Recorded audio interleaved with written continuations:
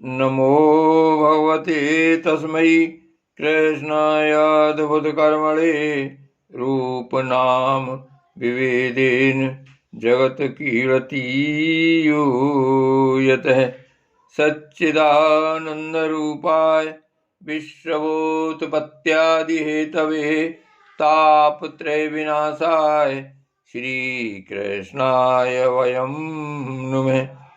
श्रीमद्भागवत महापुराण तृतीय स्कंध 23वां अध्याय कर्दम और देवहूति का विहार। श्री मैत्री जी ने कहा, विदुर जी, माता पिता के चले जाने पर पति के अभिप्राय को समझ लेने में कुशल साध्वी देवहूति कर्दम जी की प्रतिदिन प्रेम पूर्वक सेवा करने लगी। ठीक उसी तरह जैसे श्री पार्वती जी भगवान शंकर की सेवा करती हैं। उसने काम वासना, दंभ, द्वेष, लोभ, पाप और मद का त्याग कर बड़ी सावधानी और लगन के साथ सेवा में तत्पर रहकर विश्वास, पवित्रता, गौरव, संयम, शुश्रूषा, प्रेम और मधुर भाषण आदि गुणों से अपने परम तेजस्वी पतिदेव को संतुष्ट कर लिया। देवहूति समझती थी कि मेरे पतिदेव देव से भी बढ़कर हैं, इसलिए वह उनसे बड़ी बड़ी आशाएं रखकर अब उनकी सेवा में लगी रहती थी। इस प्रकार बहुत दिनों तक अपना अनुवर्तन करने वाली उस मनुपुत्री को व्रतादि का पालन करने से दुर्बल हुई देख देवऋषि श्रेष्ठ कर्दम को दयावश कुछ खेद हुआ और उन्होंने उससे प्रेम गदगद वाणी में कहा।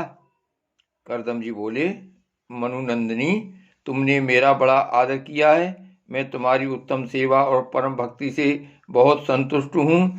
सभी देहधारियों को अपना शरीर बहुत प्रिय एवं आदर की वस्तु होता है, किंतु तुमने मेरी सेवा के आगे उसके क्षीण होने की भी कोई परवाह नहीं की।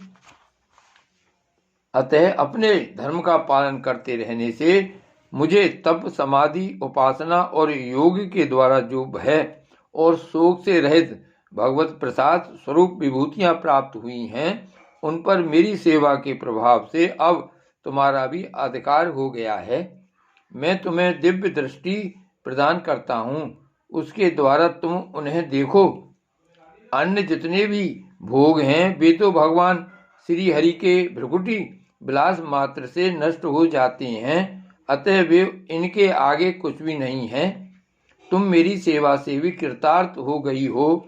अपने पातिव्रत धर्म का पालन करने से तुम्हें ये दिव्य भोग प्राप्त हो गए हैं, तुम इन्हें भोग सकती हो। हम राजा हैं, हमें सब कुछ सुलभ है। इस प्रकार जो अभिमान आदि विकार हैं, उनके रहते हुए मनुष्य को इन दिव्य भोगों की प्राप्ति होनी कठिन है। कर्दम जी के इस प्रकार कहने से अपने पतिदेव को संपूर्ण योग माया और विद्याओं में कुशल जानकर उस अबला की सारी चिंता जाती रही। उसका मुख किंचित संकोच भरी चितवन और मधुर मुस्कान से खिल उठा और वह विनय एवं प्रेम से गदगद वाणी में इस प्रकार कहने लगी। देवहूति ने कहा, द्विजश्रेष्ठ स्वामिन, मैं यह जानती हूँ कि कभी निष्फल न होने वाली योग शक्ति और त्रिगुणात्मिका माया पर अधिकार रखने वाले आपको ये सब ऐश्वर्य प्राप्त हैं, किंतु प्रभु, आपने विवाह के समय जो प्रतिज्ञा की थी कि गर्भधान होने तक मैं तुम्हारे साथ गृहस्थ सुख का उपभोग करूंगा, उसकी अब पूर्ति होनी चाहिए, क्योंकि श्रेष्ठ पति के द्वारा संतान प्राप्त होना पतिव्रता स्त्री के लिए महान लाभ है। हम दोनों के समागम के लिए शास्त्र के अनुसार जो कर्तव्य हो उसका आप उपदेश दीजिए और उबटन, गंध, भोजन आदि उपयोगी सामग्रियां भी जुटा दीजिए, जिससे मिलन की इच्छा से अत्यंत दीन दुर्बल हुआ मेरा यह शरीर आपके अंग संग के योग्य हो जाए, क्योंकि आपकी ही बढ़ाई हुई काम वेदना से मैं पीड़ित हो रही हूँ। स्वामिन, इस कार्य के लिए एक उपयुक्त भवन तैयार हो जाए, इसका भी विचार कीजिए।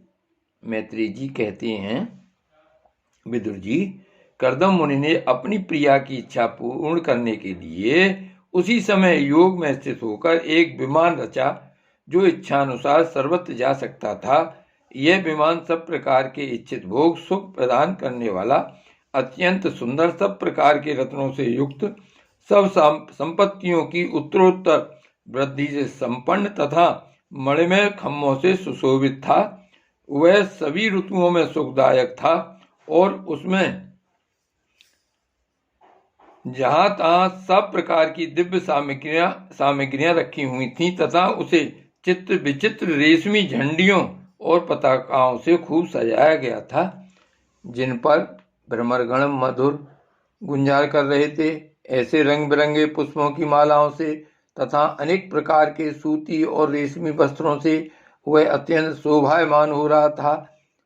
एक के ऊपर एक बनाए हुए कमरों में अलग अलग रखी हुई सैया, पलंग, पंखे और आसनों के कारण वह बड़ा सुंदर जान पड़ता था। जहां तहां दीवारों में की हुई शिल्प रचना से उसकी अपूर्व शोभा हो रही थी। उसमें पन्ने का फर्श था और बैठने के लिए मूंगे की बेदियां बनाई गई थीं। मूंगे की ही देहलियां थीं। उसके द्वारों में हीरे के किवाड़ थे तथा इंद्रनील मणि के शिखरों पर सोने के कलश रखे हुए थे। उसकी हीरे की दीवारों में बढ़िया लाल जड़े हुए थे, जो ऐसे जान पड़ते थे मानो विमान की आंखें हों, तथा उसे रंग बिरंगे चंदोवे और बहुमूल्य सुनहरी बंधन बारों से सजाया गया था। उस विमान में जहां तहां कृत्रिम हंस और कबूतर आदि पक्षी बनाए गए थे, जो बिल्कुल सजीव से मालूम पड़ते थे। उन्हें अपना सजातीय समझकर बहुत से हंस और कबूतर उनके पास बैठ बैठकर अपनी बोली बोलते थे। उसमें सुविधा अनुसार क्रीड़ा स्थल, शयन गृह, बैठक, आंगन और चौक आदि बनाए गए थे, जिनके कारण वह विमान स्वयं कर्दम जी को भी विस्मित सा कर रहा था। ऐसे सुंदर घर को भी जब देवहूति ने बहुत प्रसन्न चित्त से नहीं देखा, तो सबके आंतरिक भाव को परख लेने वाले कर्दम जी ने स्वयं ही कहा, भीरू, तुम इस बिंदु सरोवर में स्नान करके विमान पर चढ़ जाओ। यह विष्णु भगवान का रचा हुआ तीर्थ मनुष्यों को सभी कामनाओं की प्राप्ति कराने वाला है। कमल लोचना देवहूति ने अपने पति की बात मानकर सरस्वती के पवित्र जल से भरे हुए उस सरोवर में प्रवेश किया। उस समय वह बड़ी मैली कुचैली जिस साड़ी पहने हुए थी, उसके सिर के बाल चिपक जाने से उनमें लटें पड़ गई थीं। शरीर में मैल जम गया था तथा स्तन कांतिहीन हो गए थे। सरोवर में गोता लगाने पर उसने उसके भीतर एक महल में 1000 कन्याएं देखी। वे सभी किशोर अवस्था की थीं और उनके शरीरों से कमल की सी गंध आती थी। देवहूति को देखते ही वे सब स्त्रियां सहसा खड़ी हो गईं और हाथ जोड़कर कहने लगीं, हम आपकी दासियां हैं, हमें आज्ञा दीजिए, आपकी क्या सेवा करें। विदुर जी, तब स्वामिनी को सम्मान देने वाली उन रमणियों ने बहुमूल्य मसालों तथा गंध आदि से मिश्रित जल के द्वारा मनस्विनी देवहूति को स्नान कराया तथा उसे 2 नवीन और निर्मल वस्त्र पहनने को दिए। फिर उन्होंने ये बहुत मूल्य के बड़े सुंदर और कांतिमान आभूषण, सर्वगुण संपन्न भोजन और पीने के लिए अमृत के समान स्वादिष्ट आसव प्रस्तुत किए। अब देवहूति ने दर्पण में अपना प्रतिबिंब देखा तो उसे मालूम हुआ कि वह भांत भांत के सुगंधित फूलों के हारों से विभूषित है, स्वच्छ वस्त्र धारण किए हुए है। उसका शरीर भी निर्मल और कांतिमान हो गया है तथा उन कन्याओं ने बड़े आदर पूर्वक उसका मांगलिक श्रृंगार किया है। उसे सिर से स्नान कराया गया है। स्नान के पश्चात अंग अंग में सब प्रकार के आभूषण सजाए गए हैं तथा उसके गले में हार, हुमेल, हाथों में कंकड़ और पैरों में छमाते हुए सोने के पायजेब सुशोभित हैं। कमर में पड़ी हुई सोने की रत्न जड़ित करधनी से, बहुमूल्य मणियों के हार से और अंग अंग में लगे हुए कुमकुमादि मंगल द्रव्यों से उसकी अपूर्व शोभा हो रही है। उसका मुख सुंदर दंतावली, मनोहर भौहें, कमल की कली से स्पर्धा करने वाले प्रेम कटाक्ष में सुंदर नेत्र और नीली अलकावली से बड़ा ही सुंदर जान पड़ता है। विदुर जी, जब देवहूति ने अपने प्रिय पतिदेव का स्मरण किया तो अपने को सहेलियों के सहित वहीं पाया जहां प्रजापति कर्दम जी विराजमान थे। उस समय अपने को सहस्त्रों स्त्रियों के सहित अपने प्राणनाथ के सामने देख और इसे उनके योग का प्रभाव समझकर देवहूति को बड़ा विस्मय हुआ। शत्रु विजयी विदुर, जब कर्दम जी ने देखा कि देवहूति का शरीर स्नान करने से अत्यंत निर्मल हो गया है और विवाह काल से पूर्व उसका जैसा रूप था उसी रूप को पाकर वह अपूर्व शोभा से संपन्न हो गई है। उसका सुंदर वक्ष स्थल चोली से ढका हुआ है।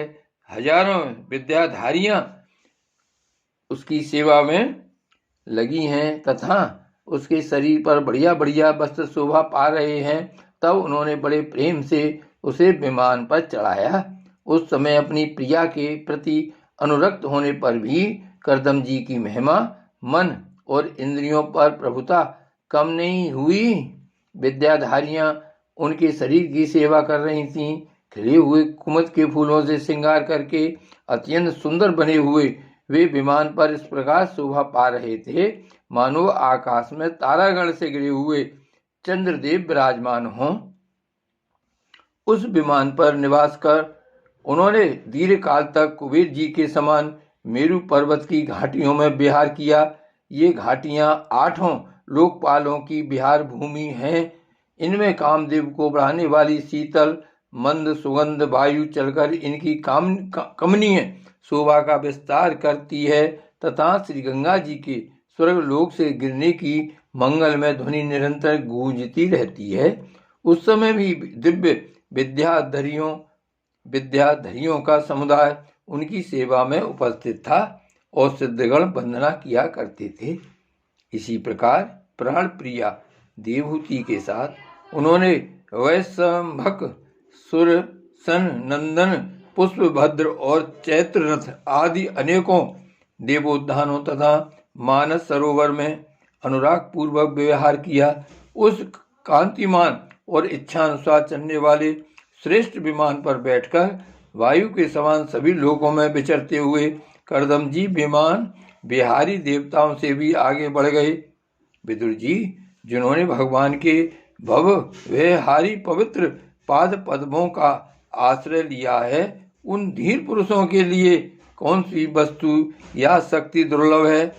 इस प्रकार महायोगी कर्दम जी यह सारा भूमंडल जो द्वीप वर्ष आदि की विचित्र रचना के कारण बड़ा आश्चर्य में प्रतीत होता है, अपनी प्रिया को देखकर अपने आश्रम को लौट आए। फिर उन्होंने अपने को 9 रूपों में विभक्त कर रति सुख के लिए अत्यंत उत्सुक मनु कुमारी देवहूति को आनंदित करते हुए उसके साथ बहुत वर्षों तक व्यवहार किया, किंतु उनका इतना लंबा समय एक मुहूर्त के समान बीत गया। उस विमान में रति सुख को बढ़ाने वाली बड़ी सुंदर सैया का आश्रय ले अपने परम रूपमान प्रियतम के साथ रहती हुई देवहूति को इतना काल कुछ भी न जान पड़ा। इस प्रकार उस कामासक्त दंपति को अपने योग बल से सैकड़ों वर्षों तक विहार करते हुए भी वह काल बहुत थोड़े समय के समान निकल गया।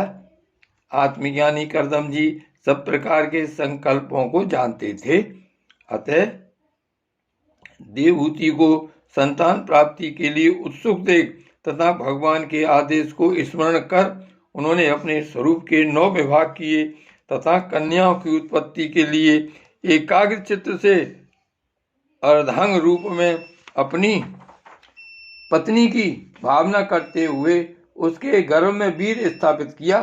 इससे देवहूति के एक ही साथ 9 कन्याएं पैदा हुईं। वे सभी सर्वांग सुंदरी थीं और उनके शरीर से लाल कमल की सी सुगंध निकलती थी।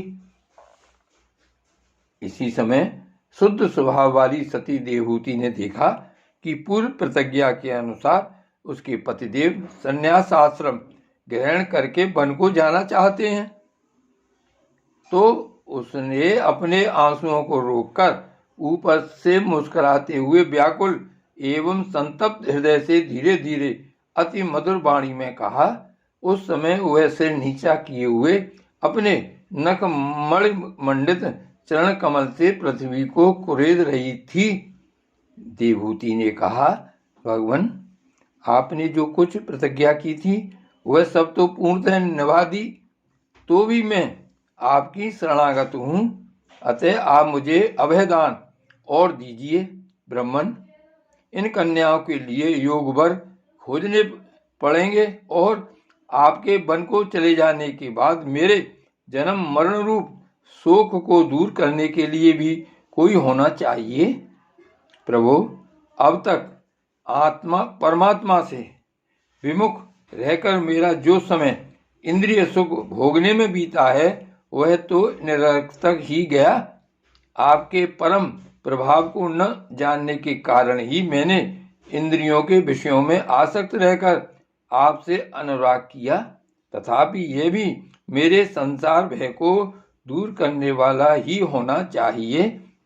अज्ञानवश असत पुरुषों के साथ किया हुआ जो संग संसार बंधन का कारण होता है, वही सत्पुरुषों के साथ किए जाने पर असंगता प्रदान करता है। संसार में जिस पुरुष के कर्मों से न तो धर्म का संपादन होता है, न वैराग्य उत्पन्न होता है और न भगवान की सेवा ही संपन्न होती है, वह पुरुष जीते ही मुर्दे के समान है। अवश्य ही मैं भगवान की माया से बहुत ठगी गई।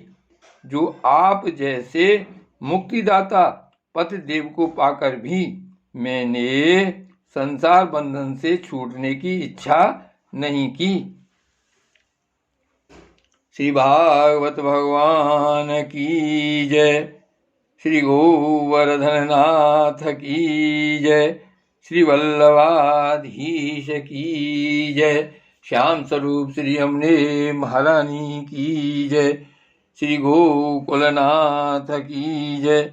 जय जय श्री गोकुलेश, जय जय श्री गोकुलेश, जय जय श्री गोकुलेश।